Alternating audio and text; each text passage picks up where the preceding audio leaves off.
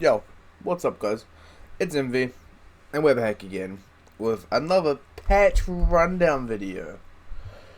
So let's get right into it because we don't want another 40-minute video. Let's be honest. Right. Hi friends, happy 11.4, going on bot lane. Ah, for fuck's sake. Samir's especially hot potato. Okay. Let's get right into this. So, quick highlight: Camille, Kaiser, Renekton, and Samira Skarner nerfs by the looks of that. Mumu, Braum, Kate, Fiora, Jinx, Katarina, Urgot, Lisa, and Soraka, Talon, Tryndamere, Varus, Vigar, and then some item changes to some of the mage items. Ooh, interesting. Right, because that's average. That's meant to be for pro. So what you're saying is we can't play these champs in pro. We ain't good enough. Right. Base health increase, E damaged. Oh. Right, yeah. So base health increase, E base damage. So we're going up. 2 health is not a lot. Right. But the damage. Because a lot of people max E first. Which means that's huge when it comes to clearing. So that'll be pretty interesting because a lot of like autofill jungles already play the champion. So I'm interested to see where that goes. Braum cooldown decreased. Yeah, so it's down 20 seconds at each rank. I guess Arcane is now a formal Braum main. Braum getting buffs. Arcane plays Braum. We win. Caitlyn, damage growth from 3.3 to 3.8. And then attack speed growth from 3.5 to 4. I don't know if that's huge. I think it's something. Right? Because Caitlyn only ever needs like one really minor tweak. And then Caitlyn's coming back to fucking ruin everybody. Camille W cooldown increased. So 15 to 17, and then it's up 2 seconds at pretty much all ranks. I think that's pretty big. Because if I'm not mistaken, Tactical Sweep is the one that you get the heal off of. Like the little... So, I think that, as I'm not a top lane main, but that probably reduces some of the trading pens, because I'm also pretty sure it's max last as well. Which means this is going to hurt for longer in the game.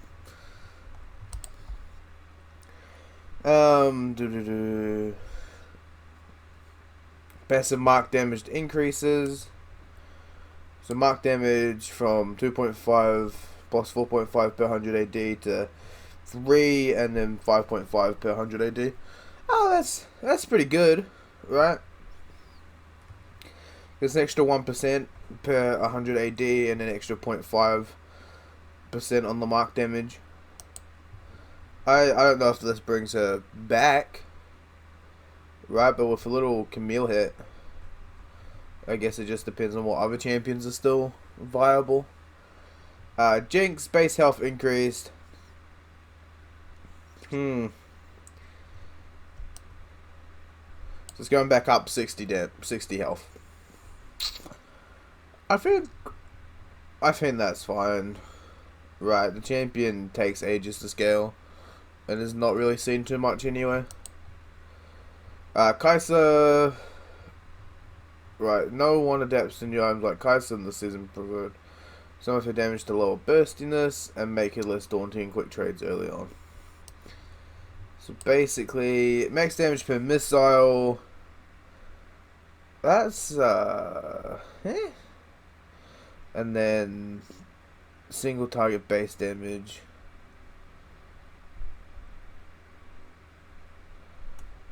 I think this is fucking massive. Max evolve single target. Whoa.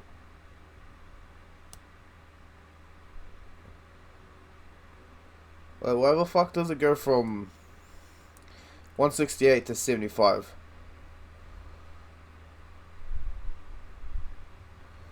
I'm a little bit confused at some of these numbers. Right, because these ones will go up. This, however, looks like it's a fucking typo. But I think these are huge. Because some, like, base damage per missile is going down by 10 at max rank. Right, and if you're rocking 10 missiles, that's 100 damage less. So we'll have to wait and see how that does.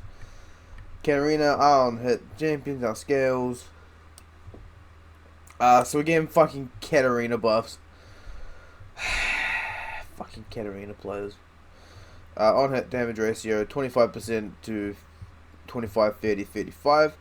I think that should be okay. And then from 15 bonus AD to 16 plus 12.8 per 100% total attack speed. Death Lotus tooltip now specifically applies to on attack effects in addition to on hit effects. Okay. Fucking tooltip, right? Not a huge deal. So we're moving on. I think this because the champion was already highly prevalent in solo queue because it's a snowball champion. Right, so we come down to Urgot. On hit builds to make you feel less bad with Kraken. On hit damage ratio up 25% with no downside. I think this is huge because I think people are already playing Urgot sometimes. I just think this because it's going up an extra fucking half, right? Because it's on 50% and it's going up half of that. So we'll fucking Urgot. Well, this will be interesting to see how he says. Lee's also been struggling with the new items, some Lee Sin buffs. I'm keen. Pretty much, so Q cooldown is down to second at all ranks, which is huge. Again, people are already playing this champion because everybody plays Lee Sin. And then what do we got? Q non-champ base. Right, so it cuts the healing quite a bit from non-champion base. Enhanced non-champion base healing. Yeah, that looks pretty huge. I'm assuming that's base, right? Well, because Camille took a hit, Renekton's taking a hit, Fiora's getting a buff, right? I don't think this is pushing Renekton out from the strong state top lane is in, with Renekton being at the top of the pile. Again, it's not my role, but I do think Alligator stays around. Holy shit, look, Samira's getting a fucking rework. Look at this shit. Right, Daredevil.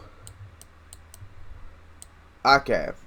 So bonus damage ratio is, instead of it being flat, it's going to scale. Which I think is fine. The same with the Q. Instead of it being flat, it's going to scale. Blade Whirl duration's going down a quarter of a second. I think that's pretty big. Instead of being 1 second, it's going to be less. Samira can no longer dash through allies. That's pretty huge for mobility. Samira can now dash through enemy towers. Bruh. Why? And then the dash speed is down by like 450.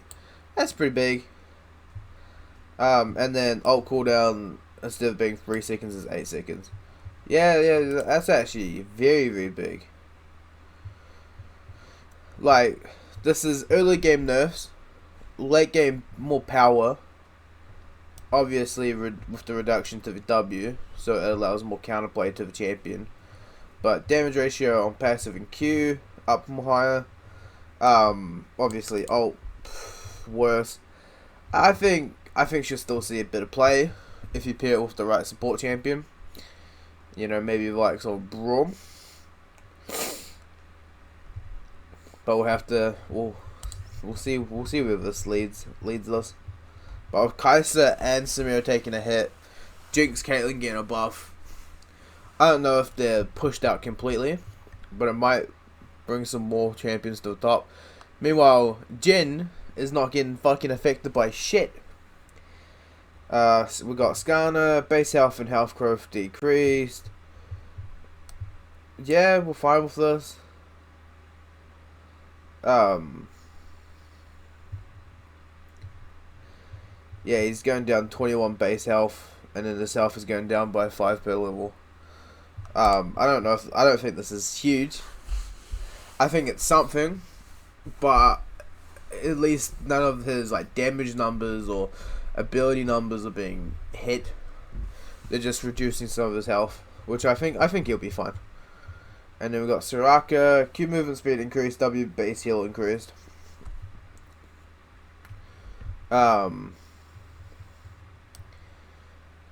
That's pretty big on the move speed, because that's up like 5% per level,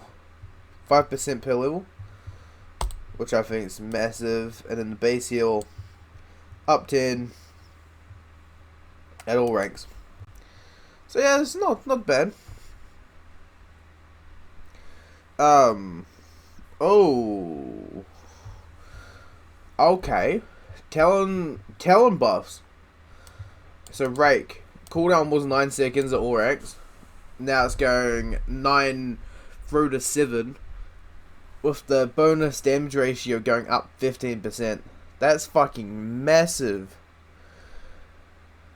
right? Because you haven't touched any of the numbers, but you've touched the bonus damage on the ratio, and the cooldown is now an extra 2 seconds at max rank, and you build build ability haste anyway on some of the builds. I think this is fucking massive, and we're gonna have to start seeing more talented players coming back. Tryndamere base damage. It's whatever. It's fucking Tryndamere, right? You're going up 3 base damage. I think this means he's gonna get more cheese kills level 1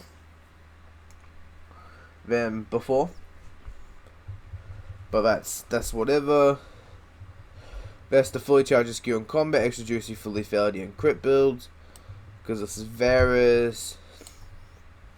Extra 30% at max based on channel, and then max missing health. It looks like it's going up 1.81, 2.4. Yeah. This is because level 1, 4, 7, 10, and 13. That's pretty big. I think that's pretty huge, right? Because you get the increased bonus Q damage, and then the missing health damage is going up as well. So we'll have to, because again, with champions being pushed out or like being taken down, like Samira and Kai'Sa, Varus might be able to sneak his way back up to the top, depending on what else happens. Right, Veigar. Here we go. So the Q cost is down by 10 at all ranks, and the ulti is it's fucked, because it's the same at level 1, 10 seconds shorter at level 2, and then 20 seconds shorter at level 3, which means you're gonna die on cooldown, because he's just gonna whoop your ass. You're gonna get hit by a Q and then get hit by the ult and you die. The counterplay, non-existent. Right, attack speed buff on Rageblade. That's kind of a center buff, I guess, even though I don't know if you do it for the attack speed, but a bit of a buff for center. Moonstone crowding out choices. The heal goes down. The base heal goes down.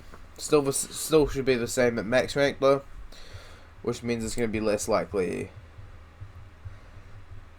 the healing power in the early game's going down.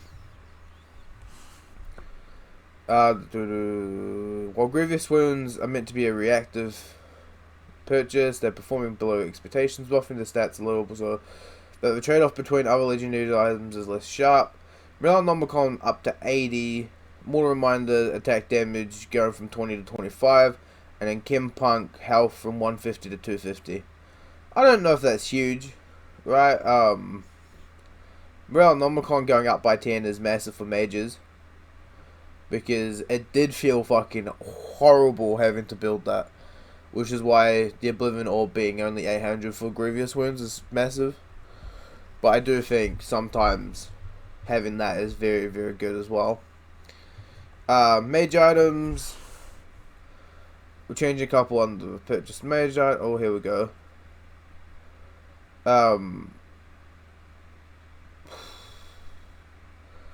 Right. Cosmic Drive. No longer grants bonus movement speed when dealing ability damage. If you have at least 160 ability power, gain 20 ability haste, and 10 to 30% movement speed based on level. Ability haste is going down from 30 to 20. So, I think that's fucking huge. Because if you're building this third item, you always should have at least 160. Most champions will have 160 off too. Like, if this is your second item, because I believe it gives like 70 AP, then you should have it. Because a lot of the mythics do give you like 80, so that's massive. Especially on some like chase down champions like an Echo or something. Because you also get ability haste plus move speed for fucking passively. And then we've got Everfrost. I'll be honest, I forget this fucking item exists in the game half the time. So Lost Chapter Blasting Wand, Kindle Gem plus 450, whereas before it was just 1250 base gold. I think that is pretty good because it gives you the option of another base item, right? So you don't have to go fork out 1250 gold if you don't have it. You can still go buy your Kindle Gem pieces. And then we've got health, which is going up by 50. Glaciate, which I'm assuming is the fucking active on it. Gas time is shorter. Woo. And then it's going up 25 base, but down 5%. I think that's a fine trade-off. And then obviously the unupgraded one. Holy shit, here we go. There's a bunch of fucking numbers. Junglers have a bit more control of the game, in large part due to the increased purchasing power early game, turning into combat stats.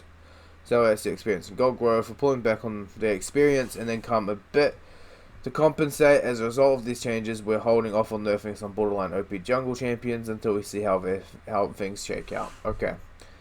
So Gromp, you're losing 20 gold. And then you're also losing what looks like 10 experience per camp. It's a little bit over 10 on Gromp.